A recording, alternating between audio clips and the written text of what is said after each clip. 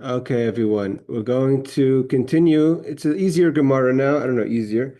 It's we're continuing with the stories of, I'll see how far we get today, but the stories of the flood, continuing the flood and the Tower of Babel, and then we're going to move on to Sodom.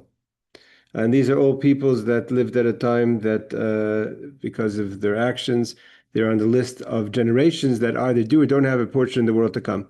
Okay, let's bring up the Gemara. Okay, here we go. I think this is it.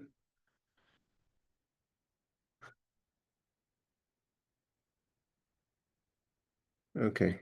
We're on page 108, second side. Here we go.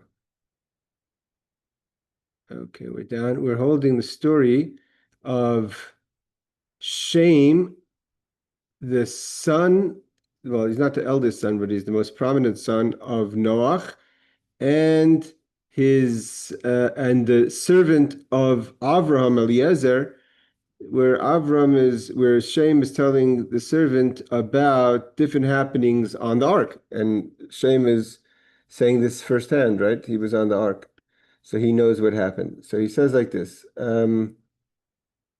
Everything seems to be off core here. Okay, it says like this. Aryeh Ishta Zinse. The Aryeh is the line. This is the famous story everyone learns as a kid, right? That Aryeh, the sorry, just to bring up the Farshim here. The lions bit the lions bit the lion bit Noach. So he says, come here is it? Where is it? Here we go. Okay. So it says, Aryeh Ishta Zinsa. So the lion had fever sustained it. Zinsa from the words Amazonas. So the lion was sustained by its fever. He caught a fever on the boat. The Omer Rav teaches us Loi Batzer Mishisa that a lion could last 6 days, no less than 6 days, could sustain itself. It doesn't need to eat or drink from its fever. The fever itself gives nourishment to the body. But and doesn't, it won't last longer than 12 days. So that's seemingly the end of that story, based on that. Based Zonya Ishta. Based on that story, we have the story of the lion biting Noach, because it's brought down that for that reason Noach didn't know. He went to the lion while the lion was sick, and the lion was sick, so he didn't want to eat. So he went on the sixth day, on the seventh day, maybe that the lion was getting up from its fever on the seventh day, and he still wasn't eating, and he missed the eighth or ninth day and went back on the 10th or 11th day, and then he bit him because he was waiting 2 days to be fed. So he was already no longer being fed by his fever, and then he was agitated, so he bit Noach. Okay, that's what it says.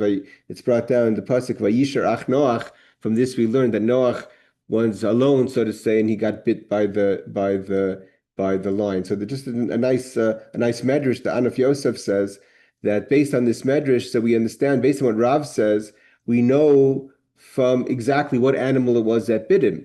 Not how do we know? Maybe it was a bear or a wolf, it says. So the fact that it says that the lion specifically sustains itself on the fever, so therefore that makes sense why Noach made that mistake. So he knew the nature of the lion, and therefore he just made a mistake when he came on the seventh day. He thought maybe he would last all the way to the 12th day or closer to the 12th day, and he missed out a day or two, and because of that, the lion was hungry and agitated. Okay, so that's a little anecdote. That's a little note from the Gemara. Then it says like this: Avarshina ashkachne abba degoni besafna ditevusa. It says the phoenix, right? The phoenix bird, which is a bird that kind of revives itself. We'll see in a second. It lives very long. My father found it lying in its compartment on the side of the ark, and hungry, obviously. You don't want to eat. That means Noach asked the phoenix. I saw you were busy. He didn't want Tarid is preoccupied. I saw that Noach saw that the phoenix saw that Noach was preoccupied, and he was he's a humble bird, and he didn't make as opposite of the lion. I guess that's why the phoenix comes after the lion. The story is that the lion bit Noach. Here he just curled up and waited hungry. So Amina Starach, I said to myself, I don't want to pain Noach. Noach is so occupied, he felt uncomfortable, ringing the bell, demanding food. Amr Lei, so based on that, Noach blessed the phoenix, and this is the idea that Yehei Rava de Thomas, he says, there shall be that you do not die, because death came because of sin, and his behavior, especially the weakened the animals, like we said, the animals came out weaker, and all living beings didn't live as long as they lived prior to the flood as after the flood. But he's blessed. He says, Yehei Rava Deloi Tamus, you shouldn't die. As it says, V'oimer imkini, with my nest, Egva v'kachol arba yomim, and I shall multiply my days as the phoenix. So we see the phoenix lives a very long time. I noticed that it says that it's brought down that I just Googled the phoenix, even the phoenix bird is a legend, as like it says, the mystical bird known as its ability to be reborn.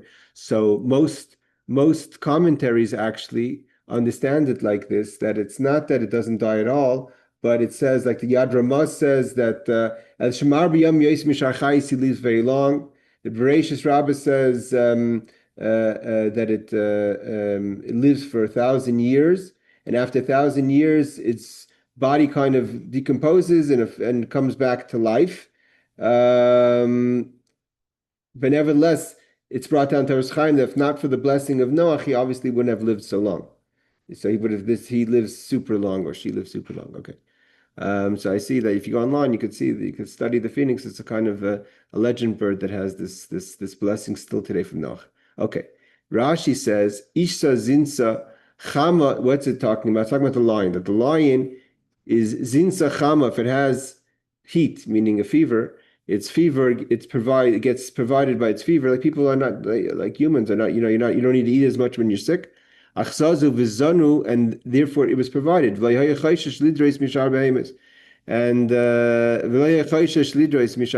and therefore he's no longer he's no longer going to attack other animals because he's not hungry. The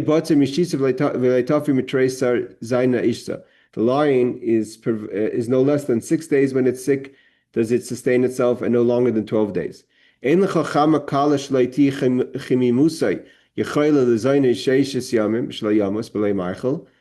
doesn't have a fever that doesn't last at least 6 days to provide it with food. At the same time, it doesn't have a fever that lasts longer than 12 days, that it should not need food after the 12 days.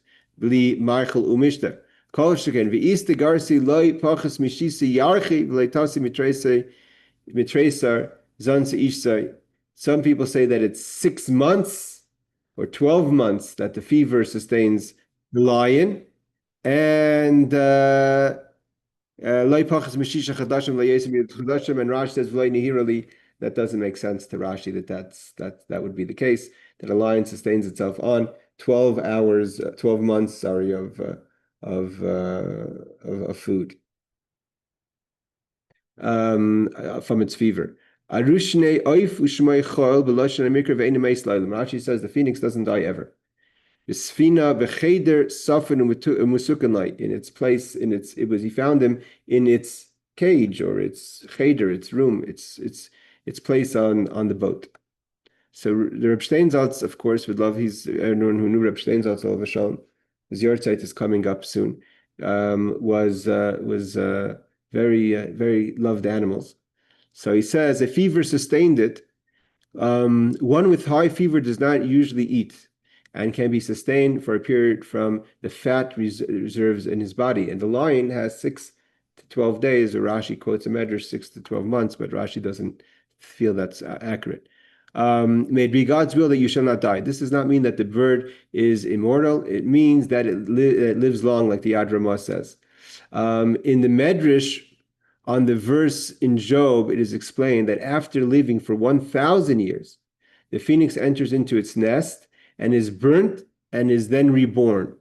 The commentaries on the Medrash explain that the bird does not actually die, rather it significantly weakened and is rejuvenated, and that's its death. Like my father used to say when he would go to Alaska in the summer, he says it never really gets dark. It just the sun dips a bit in certain places in the north of Alaska. So too the phoenix doesn't really die; it kind of weakens and gets rejuvenated again. The phoenix in Syriac, the term Varshina, and perhaps it's derived from the Syrian, which is a kind of wild dove. This fits with the identification of the Varshina by the Gaonim as a type of dove. Okay, it's a type of dove. The pictures, I think, show Shiur closer to Phoenix nowadays. I think am I mistaken to think that the Phoenix, the Arizona Phoenix, what is it called? The bird on the team, is that the Phoenix bird? And the sports team, I think maybe. All right, I'm not sure. Omer Reb Chana bar Lavoi, Reb Chana the son of Lavoi said as follows: Omer Shem Rabba, Shem the great, meaning Shem the son of Noach, said to Eliezer again, the servant of Avram. Now he's asking him back questions. Doesn't say, it seems like this conversation happened after Avram's passing, that Eliezer sat with Shem. He also now we all know that Shem, anyone who learns Rashi on the Chumash knows that when Avram fought the kings, right? There's the battle between the 4 kings and the 5 kings. We learn in Parshas Lech Lecha, and his nephew / brother-in-law Lot was captive, and he goes with Eliezer, and Eliezer represents all these soldiers, and they have the miracle sand that turns into everyone heard the story. This is our Gemara right here, that turns into weapons, and it says that afterwards Malki Tzedek Melech Shalem, Malki Tzedek, the king of Salem, comes to gift Avram. Rashi says, why does he gift Avram? To show that the part of the kings that Avram killed were his descendants, and he didn't have a hard feeling against Avram, who was himself a descendant of Shem, and he gifts Avram. So, or some people say that Avram gifted him a 10% tax. So it says over there, Amar Shem Rabbi Eliezer. Now Shem asks Eliezer. He also when the kings attacked that Avram engaged in that battle. Atun hechi avdisu. So he said to him, what did you do? So Amrlei, Eliezer tells Shem, I say Kadosh Baruch Hu, God came to Avram, and he placed him on his right, and he threw dirt, and the dirt turned into swords. Right, miracle sand. Today people could call it gunpowder or whatever. It gile v'have gire, and he threw straw, and it became arrows. Shinemar, as he quotes the verse in Tehillim, says Mizmor LeDavid, a song to David, Ne'um Hashem la'adoini shev liyemini ad oshis oivecha adoim raglecha. He says, a psalm to David, the Lord says to my master, sit to my right until I make your enemies a footstool, which is basically Eliezer talking that my master Avram was put to God's right, and God protected him. Uchsiv miheir mi mizrach tzedek yikraehu liragloi yitein lefan of goyim umlachim yard yitein ka'ofer charboy kikash nidav kashtay. And it's written in Yeshaya, who has raised up one from the east at whose steps victory attends, which is talking about Avram, who comes from the east, right? He comes from Macedonia. He gives nations before him and makes him rule over kings. His swords make them as dust, and his bow drives is as driven straw, which is referring to Avram's fight against the 4 or 5 kings. Rabbi Eliezer, it says Eliezer Amr Pasuk Zeh. So here he says that the pasuk that says Ne'um Hashem Ladoini, is Eliezer talking this psalm of David. Ne'um Hashem Adoni Amar Kadosh Baruch Hu Avram Shev Limini, which is the master Avram should sit by the right of Hashem. Mizrach, and what's it mean about when it says in Yeshaya that it says Mi Heir b'Mizrach, who has raised up from the east? Ze Avram, it's referring to Avram Avinu, our father Avram, Sheba mi Aram, that he came from the Aram Naharaim, Shube Mizrach, which is on the east. Like it says, Min Aram Yancheni Balak Melech Mayav. Okay, so Balak Melech Mayav comes from the east. Okay. Now we have the famous story of Nachum Ish Gamzu. Nachum Ish Gamzu is the teacher of Rabbi Akiva. He's called, this is the Gemara of Gamzu Tova, which is, we know that this is one of the foundations of the midah of bitachon, of the attribute of trust, where you say Gamzu, this itself is for the good. The Rebbe always explained the difference between Rabbi Akiva. Rabbi Akiva also would say, his student would say, Kol man da'avid rachmana avid. Kol man da'avid rachmana l'tav avid. Everything that Hashem does is for the best. That means to say that in the bigger picture, everything will work out. Sometimes there's bad things that happen to us, but those bad things will work out in the end because of something greater, l'tav, there's something good coming from it. But the thing itself could be negative, like the story of Rabbi Akiva. His fire went out, his chicken was eaten, his donkey was eaten. He said those things are bad, but they're going to be better because it saved them from being robbed or murdered.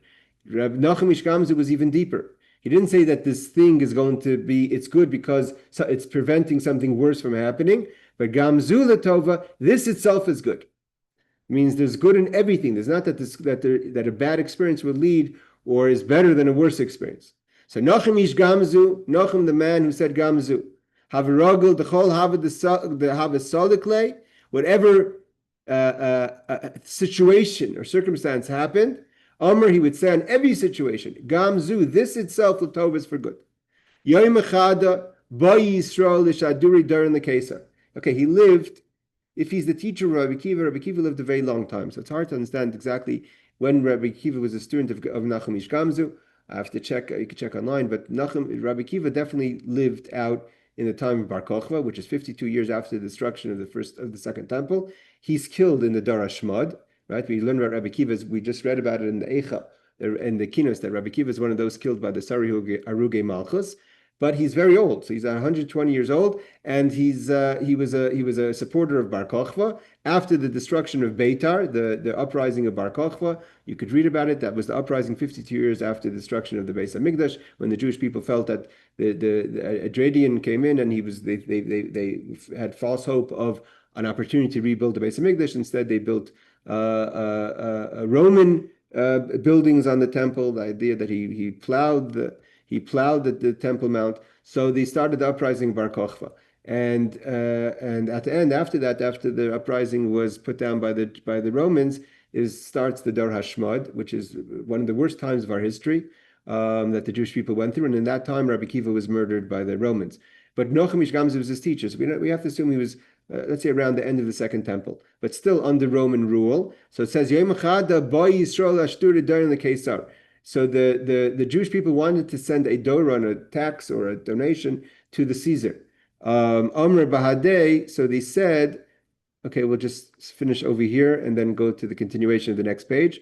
So what did Kol Havasalikle, Kol Dover Hama'urele? Rashi says anything that happened to Nachum Ish Gamzu, he said, Gam Zulatova, this is for the good. There's an argument, or there's an understanding by the commentaries.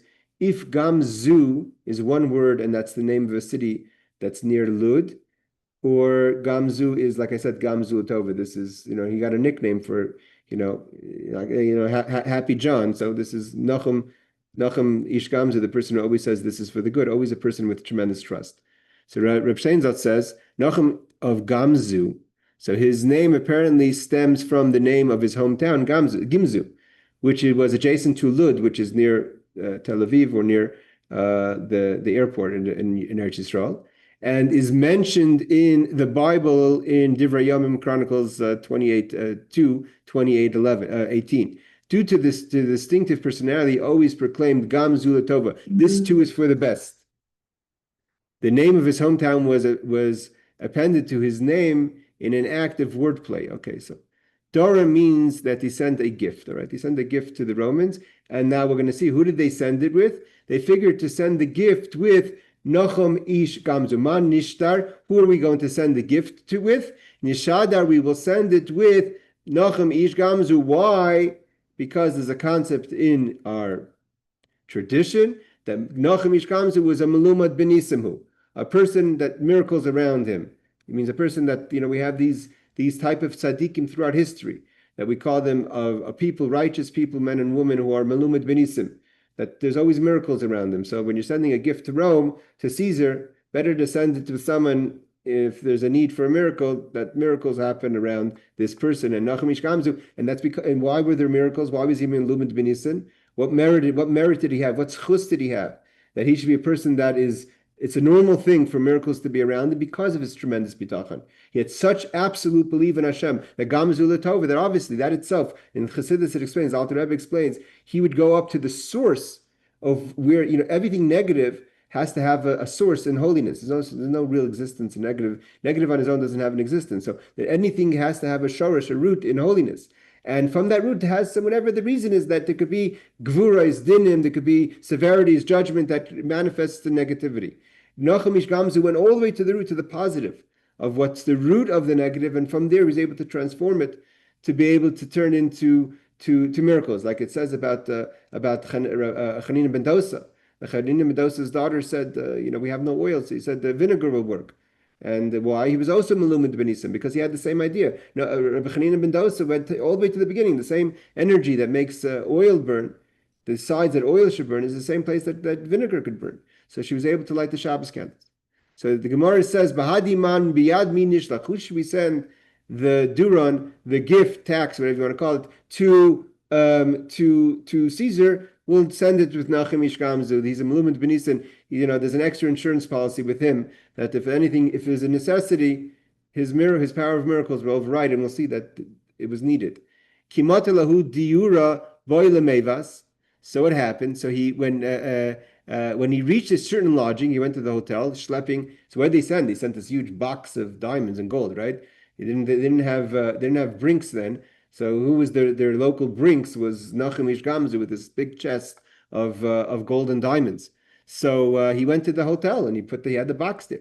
They right away suspicious. The management of this motel, mom and pop, were like, yeah, so what's in the box?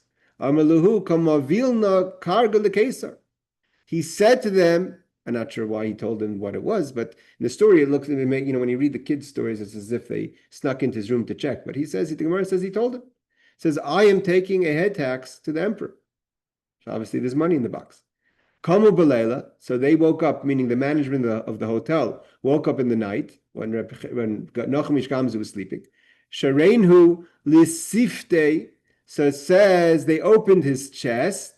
Ushaklu called the Havagabe, took everything out, meaning all the money, is gold, silver, whatever it was that was in that chest, as that was supposed to impress the Caesars. You have to imagine they weren't coming with $18 check.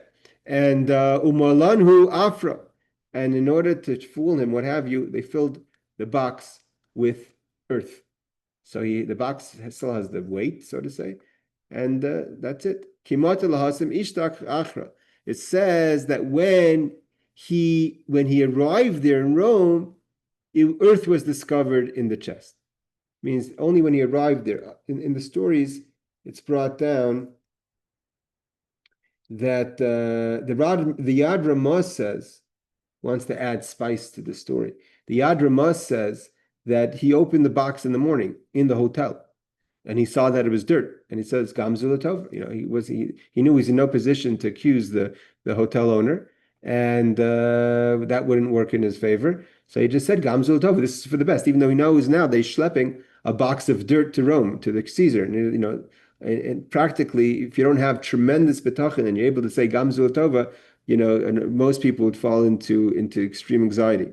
So Kimasa Lahasam, but from our Gemara, the wording seems to say that he found that only when he got there. Ishtakach Afra was found to be earth. Omer Achuku Kamachaki Be Yehudai. So the emperor got very upset, and he said, the Jews are laughing at me, right? They're sending me a box of dirt. You can imagine how he felt. Imagine someone did that today in the White House. So it says Afkula Miklte. So they were going to kill Nachum Ish Gamzu. They put him into prison to kill him. I mean, he's shaming Caesar like this to bring a box of earth. So what does he say, Gamzu Latova?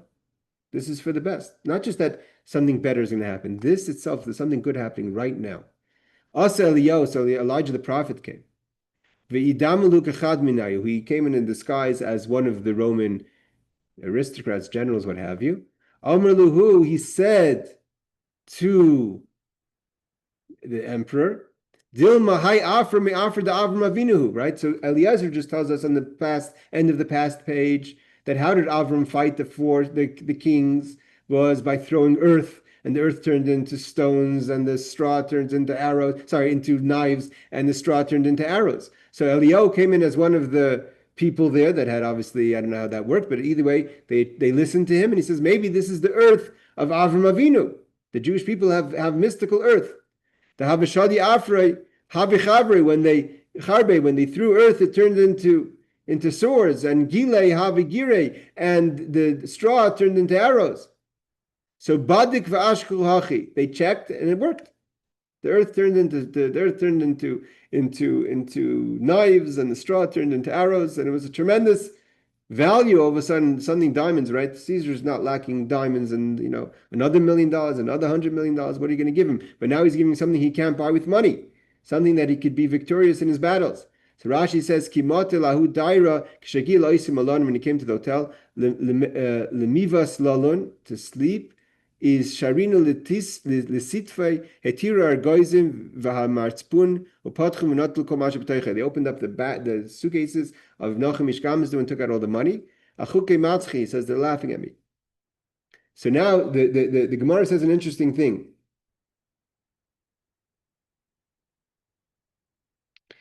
Also, the Yad Ramah says, I don't again, the Yad Ramah must have another version. The Yad Ramah says that it wasn't Elijah the prophet who came to Nachum Ish Gamzu's rescue and said, maybe this is the earth of Avram. Actually, Nachum Ish Gamzu said that.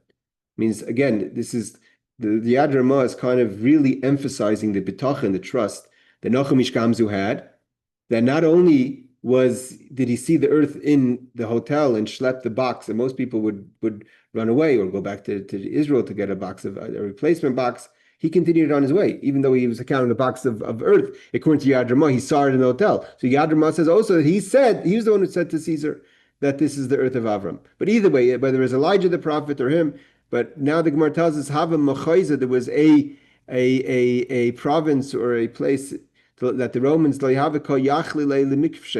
couldn't conquer it. There's one place that was too strong of a hold. A Machoiza is also like a fort. That was too strong of a fort. Shadimahu Afra Alai Ve'ukavshua, and they used that earth that Nachum Ish Gamzu brought as a gift from the Jews to Rome, and it worked, and they were able to finally capture that fort that they couldn't capture. Alayu Levei Gonza. And it says, so they threw the earth upon that province and they conquered it. Okay.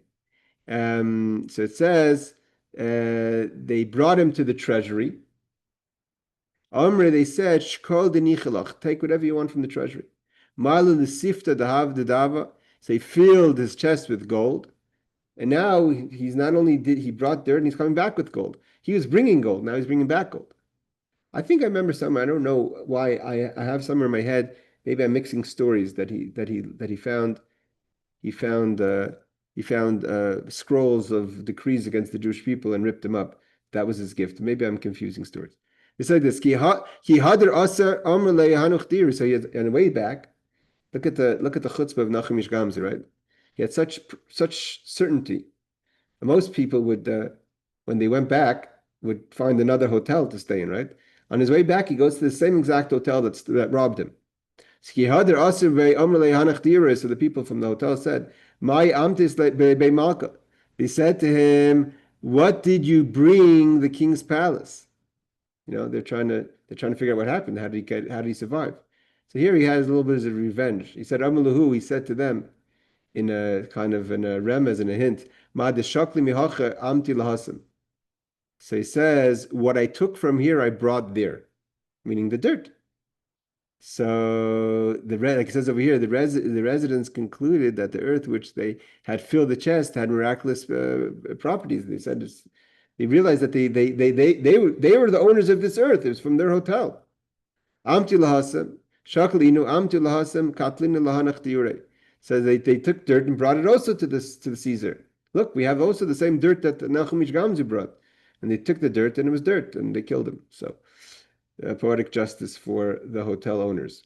The same people of the city that he went into on the way there, he went on the way back and they asked him, what did you do? And he said, I brought your earth. And they went and grabbed earth, buckets of earth, wagons of earth, and brought it to the Caesar and says, we have more earth. We're Nachum Ishgamzu, we're the source of that, And he said, like he says, Mashanatalti Makana Basi L'Shalom Beit HaMelech. He was at the end he had the last say of that story. Okay, so this finishes the story of the flood. Now we're going to move on. We have a half hour. We're going to move on to the next generation, which is Dor HaFlaga. Rashi brings down, there's a lot of Gemaras about who's worse. The generation of the Haflaga is the generation of dispersion. That's when after the flood. We all remember the story again. This is brought down in the end of Noach. So the beginning of the Parshas Noach talks about the flood, and the end of Noach talks about the generation of dispersion of the Haflaga, which at first they try to build a tower to fight God. This is around the time of Nimrod, and all humanity seemed to have lived in a certain place. Although Rashi seems to say it's kind of a little confusing if everyone lived there, or majority lived there, or just a large group of people lived there. There's clearly one person that Rashi mentions that was named the son, Srug, I forget the name of the son, that was mentioned that the father foresaw that there's going to be this issue, and he moved his son. I think he built a city for his children more west. So if Babel today is what's today Iraq, Iran, so anything more northwest would be towards Syria area. I mean, most people lived in the Middle East, maybe as far as Cham moved towards Africa. But it says that clearly Rashi mentions that even before the generation of dispersion, there was those who moved away. So not everyone lived in Babel, but it seems like a good majority of civilized world lived at that moment in the tower where they built a tower. So the generation of Flaga Inlam Chelek Lelam Haba do not have a portion in the world to come. Ma Avud, what's the story? What did they do? Amr Devei Rabbi Shela, the yeshiva of Rabbi Shela says, Nivda Migdal. He said, let's build a tower, and V'nal Erkia, and we will go to the heavens, and V'naka Oisei B'kardumais, and we will strike them with axes.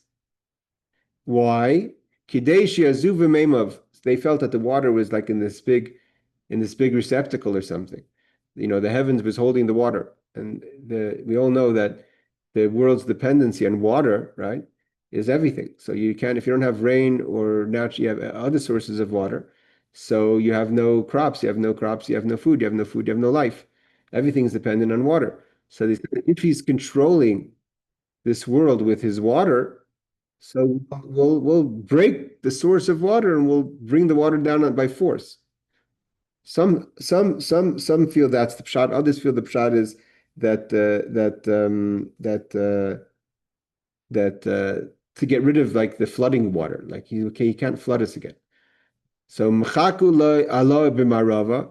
So it says they laughed about this in the West. Imkain livnu echad b'tura. They said, if that's the objective, why would they build it in a valley? They should build it on a mountain. If you're trying to get higher, right? It's like running from the back post in the football. You want to get. Why would you build something on the valley if you want to get high? Start with the mountain. So they thought this was a joke, so to say. Imkain livni b'achad b'tura. Imkain shebanu k'tei la'alas darki. If the whole purpose of going upwards was to go to heaven, lama banu aisei b'bika. Why did they build it in the valley? They should have built it on one of the mountains. Okay, before we learn Reb Steinsaltz, he says over here, the Yad Ramah says, what they didn't like was that why do we have to always pray for rain? Let's go up to the heaven and we'll break the source of water. So the water will come down by force. And the Marsha says what I said before, that they wanted to break the ability for God to flood the world again. So there shouldn't be any more this huge receptacle of water that could flood out the world. I think we have to give the people of these generations, and the Gemara talks about it. The Gemara talks about it. It seems like, legends of cavemen that have no real understanding of spirituality, godliness of the world, and they're kind of living in the dark and think it's all about, using their axe and their knives to break, these ideas. But these are pretty smart people and pretty well-informed people. These are not, we're talking, a lot, the generations before the flood, after the flood, these were pretty informed people. So it shouldn't be taken as plainly and as, laugh about it. They would mock a lot about the things we do today. So I think there's a little bit more. Like, I don't have an explanation what, but there's a little more to say than just being the foolish behavior. That's the Marsha says. We're going to see that Rabbi Yirmiyah explains that because of that, to explain that there's kind of really three groups. This again, the Dor Haflaga, according to Chassidus for sure, the generation of the Haflaga was all about Achdus, that they would try to manipulate unity, and they knew the power of unity, and like it's brought down, and the Gemara says, why did the soldiers of Achav survive? And Achav, we learned, was a king that doesn't have a portion of the world to come, and the servants of David, the soldiers of David didn't always. I mean, he won his wars, but not on the level of Achav. It says the soldiers of David did die. The soldiers of Achav did not die. Is because they had Avos Yisrael, they had love, they had Achdus, they had unity. So we know the power of unity is tremendous, and the people of the Tower of Babel wanted to manipulate the unity and we learned this Maimer before, to outsmart, to manipulate the names of God. Nasalanu shame. We want to make a name to manipulate the flow from Havaya, from the level of God that's giving and compassionate. So they shouldn't have to. They shouldn't have to serve Hashem, but they can manipulate God, the powers of God. And till today, we have people who try to manipulate unity, right? People have, if you ask groups of people that all they have one thing to say is hate for the Jewish people, and if you ask, their narrative is so different from each other, but the only unity they have is in destruction, not a unity in positive. And that was similar to the generation of the Tower of Babel. So Rav Steinzat says, "Shezavu meimav," the waters will flow. Some explain that the intended result was that God would be unable to flood the world, like the Marsha says. Others explain that this means that there would always be rain, so to say, to break the barrel. So they said, "Let them build one on a mountain." The Gaonim cite a variant reading, "Let them build one on Mount Averica, a high mountain adjacent to Babylonia," which is where the valley was. According to the commentaries who say that members of all of the factions sought to reach the heavens, this is an issue raised in the Gemara. If they all shared one objective, they should have built the tower on a mountain. The Gemara answers, since there were several factions, it was necessary to build an entire city and a tower in order to satisfy everyone. So according to, we're going to see that Rabbi Yirmiyah is going to say now that there were different peoples that wanted different things or had different agendas. So the agenda wouldn't work on a mountain. It would only work on a mountain for those who were trying to build a tower, but other people wanted to fight from the valleys. So each one had their way. So they unified in fighting with different agendas. Amr Rabbi Yirmiyah. So Rabbi Yirmiyah says, or some people quote Ela Amr Rabbi Yirmiyah as an answer. Bar Elazar, the son of Elazar, Nechkul L'Shlashikitas. There are three groups. Achas Aimeris, one said, Na'al v'neishav sham. Let's enter this high tower to be there. We don't want to be in a low place.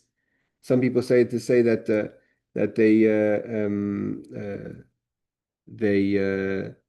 they didn't want to. They were scared of the waters of the flood. So if you live in a high space, you won't get flooded, right?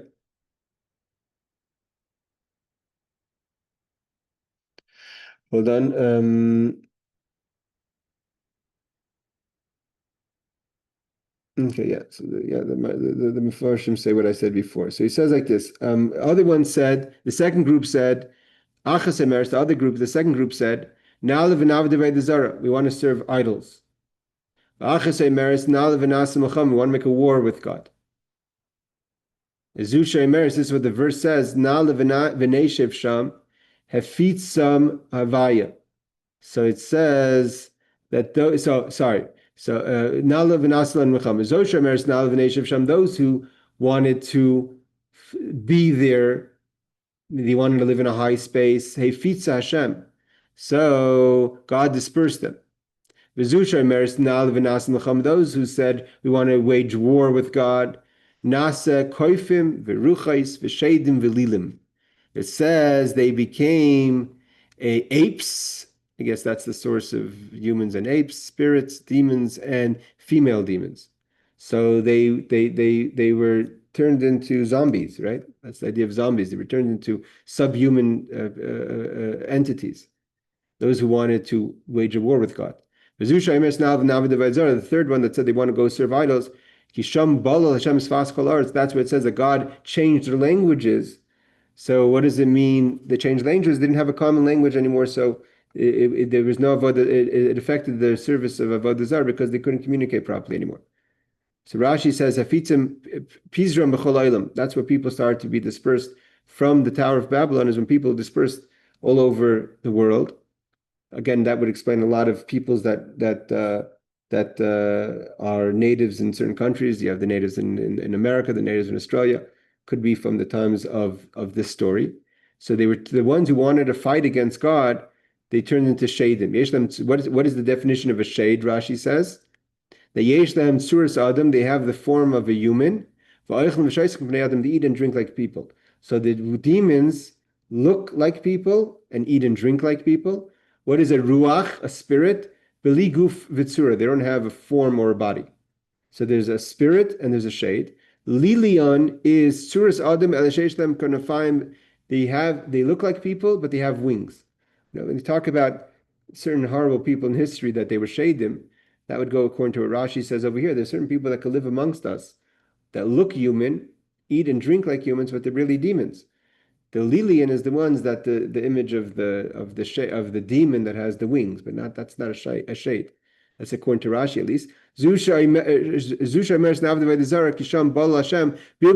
God mixed up the languages with the miscommunication by not knowing each other's language. They won't have an ability to serve idols. Now Rashi on the Torah says something differently. Rashi on the Torah says that by the Nishmas Chaim says that some turned into animals, some turned into mazikim veruches, which means beli shum menucha klal, that they lost any ability to have calmness. And maybe the aggressive nature of the shadim, of the demons and the spirits and the Lilian, comes from the fact that it's a punishment. They have no. Yes, Shuki. Can I ask you a question just about the section right above this? It mentions three groups of people, but it only mentions two punishments, really. Like, it seems to me the dispersal and the mixed up of languages becomes the same thing after a generation. So it seems like the pacifists who just wanted to dwell up in the mountains, who weren't there to wage war or do idol worship, and then there's the other two groups, and it looks like the punishment is either they were turned into these different categories for wanting to wage war, or that they were dispersed and they had their languages confused, which are essentially the same thing. So I'm curious why not a distinction between the three groups in the punishment in the way that they're passing on this. Why introduce three stories but then only provide two results? That's an excellent question, but if you really think about it, we take for granted that there's different languages because people are spread in different countries, but that's a chiddush. If everyone comes from a single source, and they all spoke Lashon HaKodesh, and even if you move somewhere, right? People live today in South Africa and they speak English because their ancestors came from English-speaking places, and they didn't. Some people will speak the languages in Africa, but most people will speak English. And the same thing's true with the United States and other places. So the fact that they needed to change languages is not a sure thing just because they were dispersed that they would have to have different languages. So the language was as far as communicating with each other a common language would be a common. The language separates the nationality, I think, not the space. What do you think about that? So are you suggesting then that the group that is mentioned as being dispersed, and seemingly according to these, it's the one with the most lenient Punishment. punishment, because they just wanted to live up in the mountains, it said. Right? Yeah. It So says they wanted to live up and dwell up aloft. So they didn't want war. They wanted to just live away from all of that. And so they got dispersed. So there's a possibility here that this is accounting for all sorts of cultures and communities in distant places that, we would see like the spread of humanity, where not necessarily everybody that existed at the time was a part of the Tower of Babel, but these group of people that all spoke the same language, that their punishment was that their language was confused. And so like it separates the two in that sense, that there's these other groups out there that didn't have their languages mixed up. They were just sent back off to where they came, or something like that.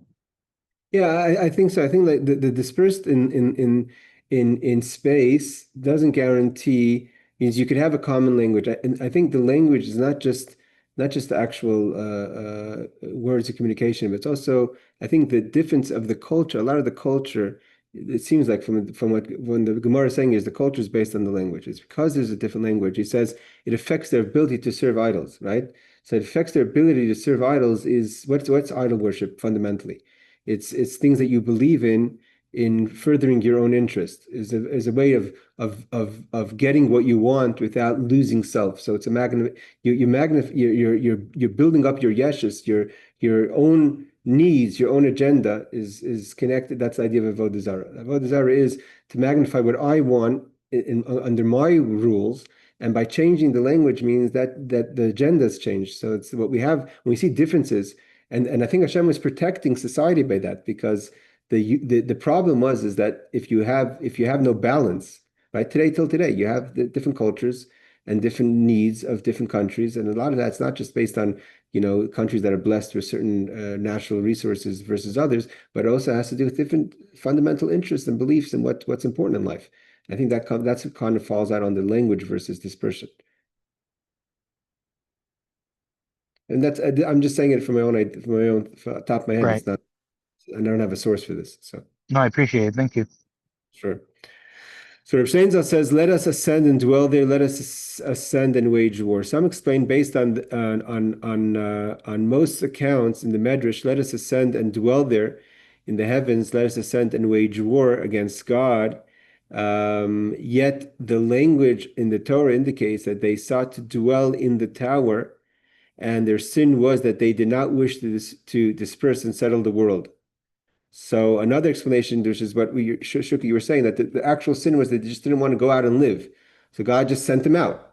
Others explain, given for let us ascend and wage war, is that the tower would provide them with a high ground when waging war against residents of other cities, the Yad Ramah. You have to remember, when Rashi says that their languages are mixed up, he doesn't talk about avodah zarah. Rashi doesn't quote this Gemara in the Chumash, I'm saying. Rashi in the Chumash says that it affected their ability to build a tower. That when someone asked for a hammer, misunderstood a hammer for a stone or a stone for a hammer, and they weren't talking. What I asked for something, and I misunderstood what you're saying, not just in the words. Rashi says he asked for a hammer and he smashed him in the head with a stone because he thought that's what he was saying. But it's also not just the physical words, but also till today, right? We're having all these issues now with tariffs and all this, trying to figure out how to live as a world together in a fair way. And there's a lot of miscommunication. So there's a lot of miscommunication, a lot of self-interest. So the changing languages, although people will say that is a punishment, but I think that was also God was balancing things out. He didn't. One language has too much. Although there's a lot of positive for the single language, but the way people are created, there has to be the balance, because a single language will only end up eventually building a Tower of Babel. Okay, let's go a little further. Tanya Rab Nosin Oimer, Kulam L'Shem Avodah Zarah Niskabnu. Everyone, he disagrees with Rabbi Yirmiyah, and he says it was all about avodah zarah. Chsiv Hachet says Nasalanu Shem, let's make for ourselves a name. Chsiv Hasim, it says V'Shem Elikim Acherim Leisaskiru. So we see the name Shem is talking about Elikim Acherim, other gods, which is avodah zarah, which is idol worship. Ma'al Lahalan avodah zarah, Afkan avodah zarah. Just like it says Shem Elikim Acherim Leisaskiru, and he uses the word Shem, which means name. Name over here also means to serve an idol. Rabbi Yochanan says Migdal Shlish Nisraf. What happened? So now what happened afterwards? So the Rabbi Yochanan says 1/3 was burnt. Shlish nivla, 1/3 was swallowed up or fell was swallowed into the earth. So 1/3 is in the earth, and shlish kayim, 1/3 remains. I don't know if that's applicable till today, but that's what Rabbi Yochanan says. Amar Rav says, Avra Migdal Meshakeach, because they were punished with these dispersants and languages. So the area causes people to forget. It's not a place where people have a strong memory in the area of Bavel. Although, of course, the Gemara is asked, what do you mean we had so much great Torah study in Bavel? And Rabbi Yossi himself is a person, Rav and Rabbi Yossi were people who lived in Eretz Yisrael. So it's kind of interesting that they themselves would say that Bavel is a place of forgetfulness. But either way, Rabbi Yosef says Bavel ubursif siman ra Torah. Bavel and abursif are a bad omen for Torah. It means it's not a good place to study Torah. What's abursif? Bar shafui, an empty pit. So an empty pit and Bavel together, they're not a good place, a healthy place to study Torah. Before we get to Rashi, he says that over here. I think he brings the Yad Ramah says that why did it become a forgetful place? That had it not been a forgetful place, then another generation would come and build.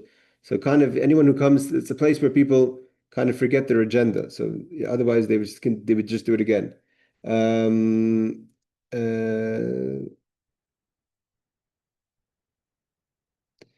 So therefore, it's also because it's a place that God was angry. It's a place that's punishment by forgetfulness. But he also quotes Rabbi Yosef. He says the Bershav asked a question. Rabbi Yosef said, "V'rav tfuas b'koach shor."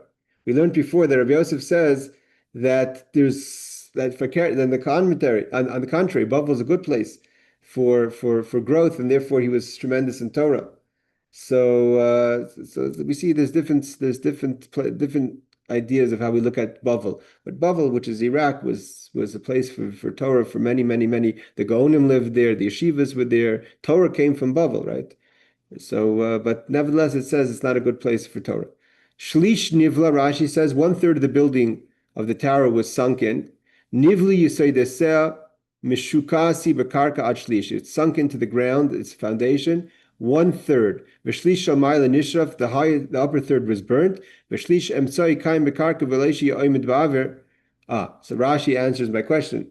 It's still in the earth, but different than muvla, different than it was swallowed by the earth. That's not, as he says, it doesn't stand actually the tower.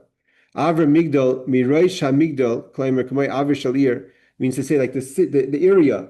It says certain cities have a good ear. So this is like the ear of this city. It says, the ear of Yerushalayim makes people smarter, Eretz Yisrael makes people smarter. So Misha Aymet Sav the Migdal V'roya Avira Mara Goiva Shloi, and maybe it gives also an idea of ego. The reason they forgot their language, Rashi said, is because it's a place of forgetfulness. So basically, from this Rashi, it seems, but based on Shuki's question, that it's not so much that God gave them new languages, but they forgot Lashon HaKodesh, right? How do we know that?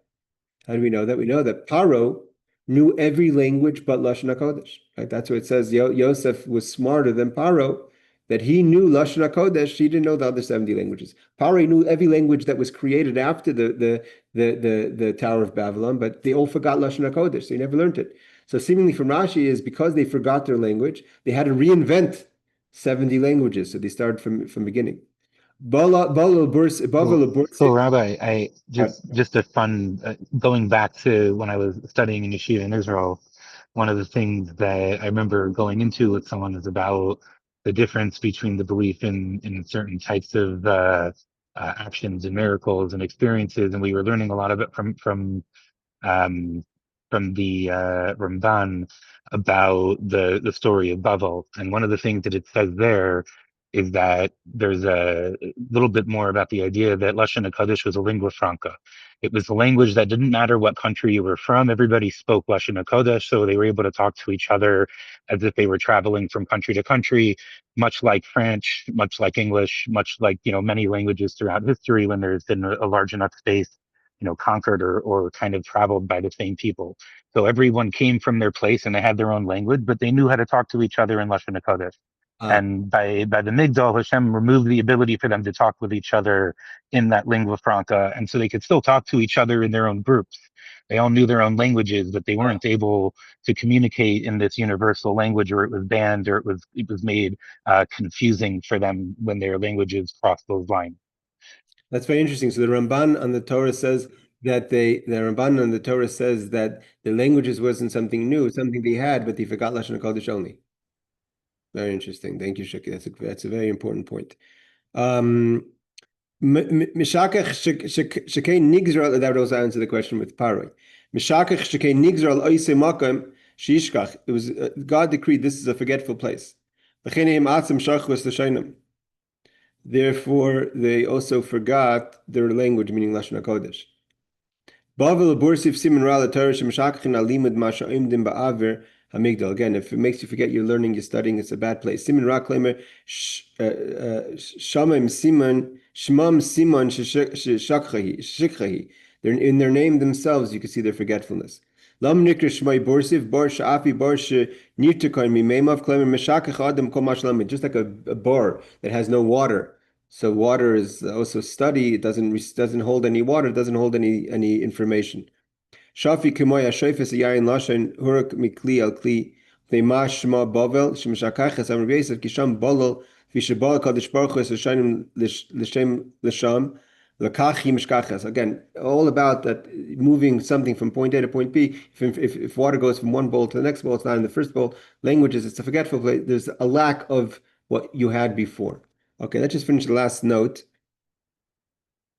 It says Shlish Kayim, it remains intact to serve as a memorial and a warning for future generations. Again, I think if I understand Rashi correctly over here, he says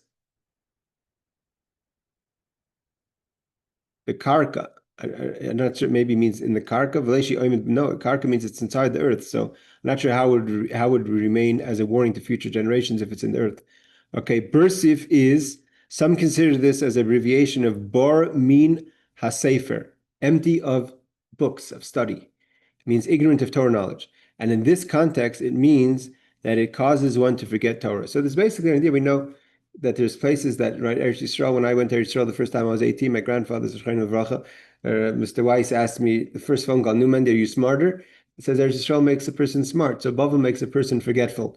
We know there's different ear, there's different ideas that brings out negative or positive. Well, we'll stop here because the next piece is about Sodom, and we'll learn about the famous people of Sodom, obviously with all their hatefulness and evil, in next week's class. Ashkoch, everyone, thank you for joining. Thank you, Shoki, for your insights. Very insightful. Laila Tov. Thank you, Rabbi. Thank you, Rabbi.